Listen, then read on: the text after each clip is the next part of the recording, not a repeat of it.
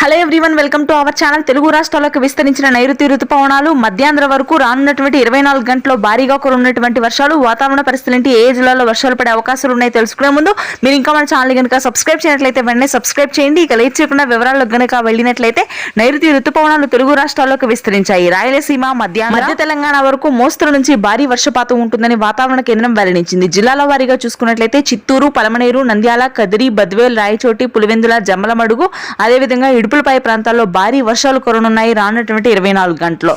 ఇక ప్రకాశం, అదేవిధంగా నెల్లూరులోని కావలి, బద్వేల్, బుజిబుజి, నెల్లూరు, ప్రకాశంలోని సింగరాయకొండ, కొండేపి, అదేవిధంగా గుంటూరు దక్షిణ ప్రాంతాల వరకు మోస్తరు వర్షపాతం నమోదవుతుంది వాతావరణ కేంద్రం వెల్లడించింది. ఇక విశాఖ ప్రాంతంలో ఏర్పడినటువంటి ఉపరితల ఆవర్తన ద్రోణి ప్రభావంతో శ్రీకాకుళం, విజయనగరం ప్రాంతాల్లో అక్కడక్కడ చిరుజల్లులు మాత్రం నమోదు కానున్నాయి. తెలంగాణ వ్యాప్తంగా దక్షిణ తెలంగాణ జిల్లాలో భారీ వర్షాలు కురుస్తాయి. మహబూబ్ నగర్, గద్వాల్, కరీంనగర్, వరంగల్, వనపర్తి, వికారాబాద్, నాగర్ కర్నూలు, అదేవిధంగా హైదరాబాద్ దిగువ ప్రాంతాల్లో మోస్తరు వర్షపాతం నమోదవుతుంది. ఇక ఉత్తర తెలంగాణ జిల్లాలో వర్షాలు కురవడానికి మరికొంత సమయం పడుతుందని వాతావరణ కేంద్రం వెల్లడించింది. ఇది ప్రస్తుతానికి weather update. Thanks for watching this video.